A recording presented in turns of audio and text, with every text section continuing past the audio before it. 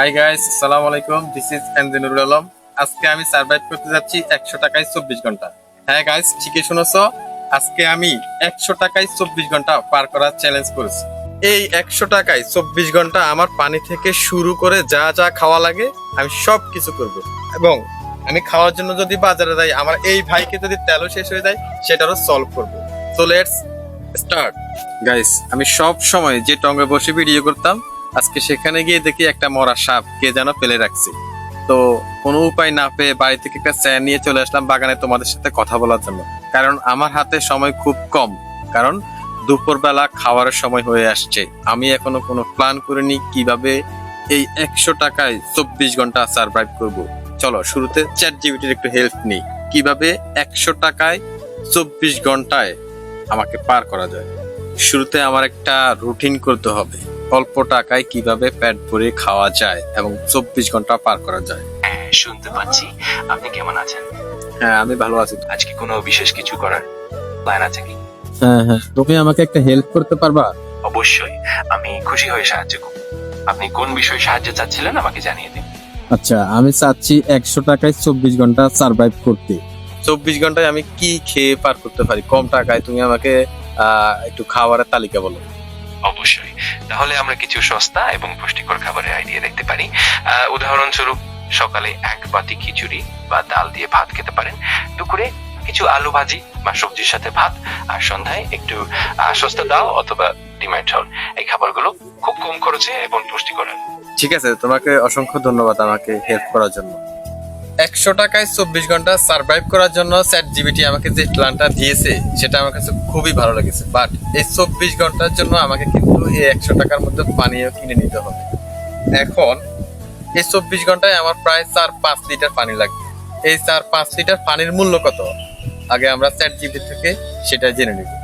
আচ্ছা, chat GPT আমাকে যে পানির প্ল্যান দিয়েছে সেখানে বলেছে 2 লিটার পানির মূল্য প্রায় 30 থেকে 40 টাকা। তো আমার 4-5 লিটার পানির মূল্য পড়ে যায় 60 থেকে 70 টাকা। তো এটা আমার পক্ষে কোনোভাবে সম্ভব না, কারণ আমি যদি পানি কিনে ফেলি তাহলে আমাকে শুধু পানি খেয়ে থাকতে হবে। এখন আমাকে করতে হবে 5-10 টাকা দিয়ে 5 লিটার, 4 থেকে 5 লিটার পানির ব্যবস্থা করতে হবে। আচ্ছা মারুফ, তুমি কি আমারে 10 টাকা দিয়ে 5 লিটার পানি দিতে পারবা? আমাদের এখানে তো পানি কিনে লাগে না, যেহেতু টিউব অয়েল আছে এবং কি মোটর আছে। তুমি কি আমাকে 5 লিটার পানি দিতে পারবা 10 টাকা দিয়ে? হ্যাঁ, অবশ্যই। ঠিক আছে, তাহলে তোমার সাথে ডিল রইলো, তুমি আমাকে 10 টাকা দিয়ে 5 লিটার পানির ব্যবস্থা করবে। এরপর মারুফ আমার জন্য 2 লিটার পানি নিয়ে আসলো। পরবর্তীতে আরো 2 লিটার পানি দেওয়ার শর্তে আমি তাকে 10 টাকা পরিশোধ করলাম। দুপুরবেলা নামাজ পড়ে আসলাম। এখন আমার খুব ক্ষুধা লেগেছে, কারণ আমি প্রত্যেকদিন দুপুরে নামাজের পর পর লাঞ্চ করি। আজকে আমি ভাবলাম 4টার দিকে যাব লাঞ্চ করতে বাজারে, কারণ রাত্রে যাতে একটু দেরিতে ক্ষুধা লাগে। তো আমি আমার বাইকটা একটু আগে আমার কাকা এক জায়গায় নিয়ে গেছে, কি বলবো আর দুঃখের কথা। এখন ক্ষুধায় আর সহ্য হচ্ছে না, পেটের অবস্থা খুব খারাপ। তাই আমার ছোট ভাই মারুফ আজকে আমাকে নিয়ে যাচ্ছে বাজারে খাওয়ার জন্য। যাচ্ছি আজকে মারুফের সাথে। 35 টাকা দিয়ে আমরা কি কি খাওয়াই দেবে? 35 টাকা দিই, 35 টাকা দিই। হ্যাঁ, 35 টাকা দিই, এক প্লেট ভাত আর কত সবজি এখানে। বস্তা দিয়ে দিয়ে দেওয়া ঠিক আছে, দেন। মারুফ করে আর মোটা আছে। না, শুধু আমি খাবো মামা, শুধু আমি খাবো।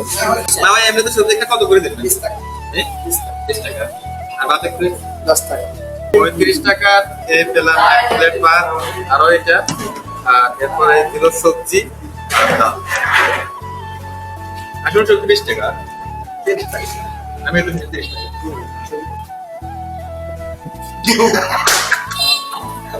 আমি জানি না, আমি কিন্তু 35 টাকা দিয়ে 35 টাকা দাও না। কত টাকা দেবো? দেন না, 35 টাকা বাতাম না, 35 টাকা খাইছেন। আমার তো বাজার 35 টাকা। ঠিক আছে মামা, আল্লাহ হাফেজ। লস দিছেন আজকে। ইলিশ মাছ দিয়ে সবজি পাকাইছে, যেটা আমার কাছে সত্যি অসাধারণ লেগেছে, কারণ আমি এর আগে কখনো আমাদের এদিকে হোটেলে ভাত খাইনি। আর দোকানদার অবশ্যই আমার বাড়ির পাশের, আমাকে চেনে, আমার মামা হয়, সেই জন্য আমাকে একটু স্যাক্রিফাইস করেছে। যেখানে একটা সবজির দামে 30 টাকা, সেখানে উনি আমাকে আরো 2 প্লেট ভাত দিয়েছে। গাইস, দুপুরে খাওয়ার পর থেকে ব্যক্তিগত কাজে ব্যস্ত থাকায় তোমাদের সাথে কথা হয়নি। আমি কিন্তু প্রত্যেকদিন মাগরিবের পর পর নাস্তা খাই অথবা রাতের খাবার খেয়ে ফেলি। আজকে কিন্তু কিছুই খাওয়া হয়নি, তাই আমার প্রচন্ড ক্ষুধা লেগেছে। খিদায় একেবারে আমার পেটটা চুচু করতেছে, তাই চলে আসলাম মামার হোটেলে খাওয়ার জন্য। চলো যাওয়া যাক। আসসালামু আলাইকুম মামা, চলে আইসান একটা আরো 40 টাকা কে দিবেন দেন? না 100 টাকার কথা নেই, আরো 40 টাকা যা খাওয়াবেন খাওয়া।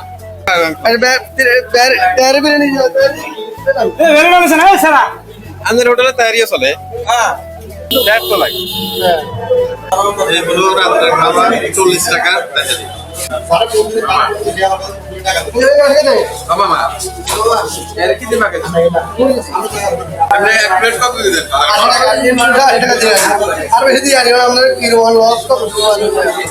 আসসালামু আলাইকুম। কান কান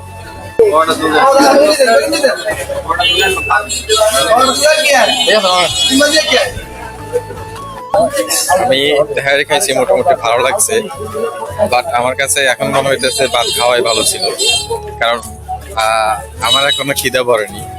মনে হচ্ছে সারা রাত খিদে জ্বালায় ভুগতে হবে।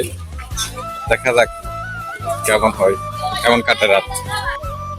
এখন রাত 12:15 বাজে, আমার এখনই ক্ষুধা লেগে গেছে। আমার আসলে ভাবা উচিত ছিল সামান্য খিচুড়ি খেয়ে পুরা রাত কাটানো সম্ভব নয়, রাত তো পার করতে হবে। চলো একটু পানি খেয়ে ঘুমিয়ে যাওয়া যাক। জানি না আজকে খালি পেটে ঘুম আসবে কিনা, আমার আবার খালি পেটে ঘুম হয় না। শুভ সকাল বাংলাদেশ। সকাল হয়ে গেছে অনেক আগে, ক্ষুধায় আমার পেটটা একবারে চুচু করতেছে, বাট সকাল 10টার পর ছাড়া বাজারে সিঙ্গারা পাওয়া যায় না, কারণ আমার কাছে অবশিষ্ট আছে মাত্র 15 টাকা। এই 15 টাকা দিয়ে আমি 3টা সিঙ্গারা দিয়ে আজকে সকালের ব্রেকফাস্ট করতে যাচ্ছি। তো একটু আগে বাজারে গেলাম, বাজারে গিয়ে সিঙ্গারা নিয়ে আসলাম, এখন বসে বসে সিঙ্গারা খাচ্ছি। তোমরা যারা আমাকে নতুন দেখছো অবশ্যই আমাকে সাবস্ক্রাইব করবা এন্ড একটা লাইক দিয়ে রাখবা। আমার 4 লিটার পানিও শেষ হয়ে গেছে। বন্ধুরা, দেখা হবে নতুন একটা ভিডিওতে। সে পর্যন্ত তোমরা সবাই ভালো থাকবা, সুস্থ থাকবা। আল্লাহ হাফেজ।